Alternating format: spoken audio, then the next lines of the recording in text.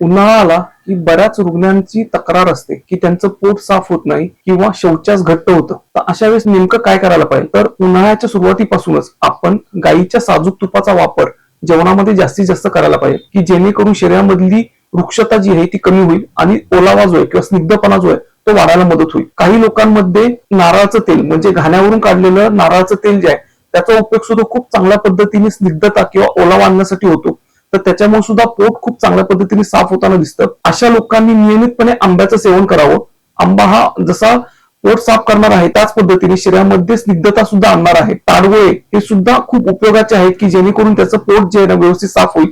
काळ्या मनुकांचा वापर बी असलेल्या ज्याच्यामध्ये बी आहे अशा काळ्या मनुकांचा वापर अशा लोकांनी काढ्याच्या स्वरूपात किंवा काळे मनुके भिजून दुसऱ्या दिवशी सकाळी ते कुस्करून व्यवस्थित त्याचं पाणी पिणं आणि ते काळे मनुके खाणं अशा पद्धतीने जर रेग्युलर उन्हाळ्यामध्ये खाणं ठेवलं तर त्यांचं पोट जे आहे तर ते व्यवस्थित साफ होईल आणि मलावरोधाचा त्रास जो आहे तो कमी होईल.